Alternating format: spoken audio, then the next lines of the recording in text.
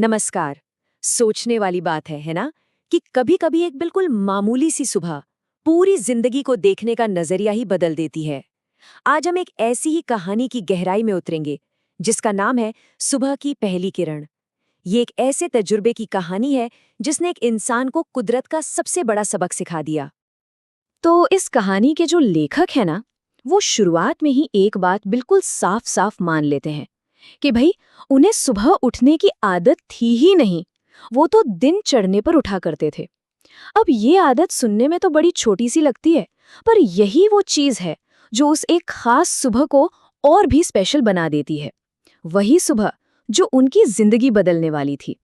तो सवाल ये है कि आखिर ये बदलाव शुरू कैसे हुआ। चलिए देखते हैं। कहानी का जो पहला हिस्सा है वो हमें एक ऐसी रात में ले जाता है जो बड़ी बेचैनी भरी थी, और उसका मंजर सच में बड़ा अजीब था। ये कोई आम रात नहीं थी, बिल्कुल नहीं, और ना ही जगह कोई आम थी। जरा सोचिए, सुबह के 4 बज रहे हैं। ये तो वो वक्त होता है जब लेखक आमतौर पर गहरी नींद में डूबे होते, लेकिन उस रात सीन बिल्कुल अलग था। वो एक जंगल में एक टेंट के अंदर जाग रहे थे, और नींद वो तो उनकी आंखों से कोसों दूर थी। अब यहाँ से ना कहानी और भी दिलचस्प हो जाती है, क्योंकि बात सिर्फ जागने की नहीं थी। असली किस्सा था उन आवाजों का जो रात के सन्नाटे में धीरे धीरे बदल रही थीं और एक अजीब सी बेचैनी पैदा कर रही थीं। तो हुआ ये कि शुरू शुरू में उन्हें नदी के पास से कुछ जानवरों की अजीबोगरीब आवाजें सुनाई दी।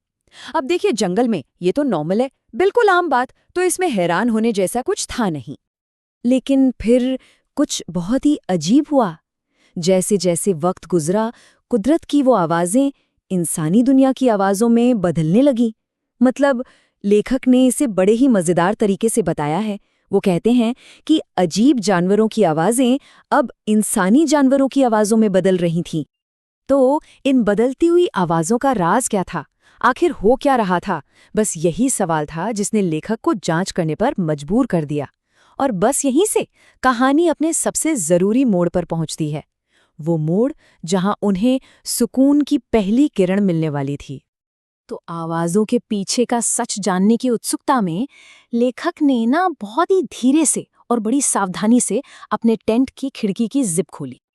मगर उन्हें आवाजों का तो कोई जवाब नहीं मिला, बल्कि हुआ ये कि एक अनजानी अजीब सी रोशनी सीधे उनकी आंखों में पड़ी। अब सवाल ये उठता है कि इस वक्त इस जगह पर ये रोशनी आ कहां से रही थी? और उस रोशनी का जो असर हुआ ना, वो तो कमाल का था, बिल्कुल हैरान करने वाला। जैसा कि लेखक खुद कहते हैं, मेरी आंखों को पहली बार सुकून का एहसास हुआ। सोचिए, ये कोई चुभने वाली तेज रोशनी नहीं थी, नहीं, ये तो एक ऐसी किरण थी जिसने उन्हें एक अनोखी, एकदम अलग सी शांति से भर दिया। तो फिर इस सुकून भरी रोशनी का राज क्या था? वो रोशनी थी सुबह के सूरज की सबसे पहली किरण, और कुछ नहीं, एक नए दिन की शुरुआत का पहला इशारा। अब देखिए, ये सिर्फ एक खूबसूरत नज़ारा नहीं था, बिल्कुल नहीं। ये तो एक बहुत ही गहरा सबक था। और बस यहीं से कहानी का फलसफियाना पहलू शुरू होता है। वो पल जहां लेखक को एहसास होता है कि ये कुदरत का एक अनमोल, एक बेशकीमती तोहफा था। यहाँ लेखक ना एक बड़ा ही जबरदस्त सवाल उठाते हैं। जरा सोचिए तो, अगर कहीं मुफ्त में रेबैन के चश्मे मिल रहे हो तो क्या होगा? भीड़ लग जाएगी, है ना? पूरी दुनिया शायद पागल हो जाएगी उसके पीछे। लेकिन कुदरत हमें हर रोज सुबह की पहली किरण का इससे भी कहीं ज्यादा कीमती तोहफा देती है, बिल्कुल मुफ्त। और हम क्या करते हैं? अक्सर उसे नजरअंदाज कर देते हैं। मतलब साफ है, कहानी का सबसे बड़ा सबक यही है कि हम इंसान कुदरत से मुफ्त में मिलने वाली बेशकीमती चीजों की बिल्कुल कद्र नहीं करते, भले ही वो हर पल, हर लम्हा हमारे आसपास ही मौजूद क्यों ना हो। और ये एहसास सिर्फ एक पल का नहीं था कि आया और चला गया। नहीं, इस एक तजुर्बे ने लेखक की जिंदगी को हमेशा हमेशा के लिए बदल दिया, और इससे उनकी जिंदगी का एक नया फलसफा, एक नई फिलॉसफी बन गई। और ये बदलाव जितना सिंपल है ना, उतना ही गहरा भी है। पहले क्या होता था? वो देर से उठते थे और सुबह के इस कीमती पल को मिस कर देते थे। लेकिन उस एक तजुर्बे के बाद वो हर दिन सूरज की पहली किरण का बेसब्री से इंतजार करने लगे। उनका रूटीन, उनका जिंदगी को देखने का नजरिया, सब कुछ हमेशा के लिए बदल गया।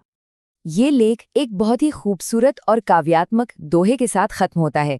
ये दोहा हमें प्रेरित करता है कि हम अपने अस्तित्व को, अपनी हस्ती को सुबह की धूप जैसा बनाएं और उसके आने के उन अनमोल पलों को संजो कर रखें। सुनिए, सुबह की धूप के मानिंद बना लो अपनी हस्ती को, बड़े अनमोल होते हैं वो 2 पल, उनको देखे जो।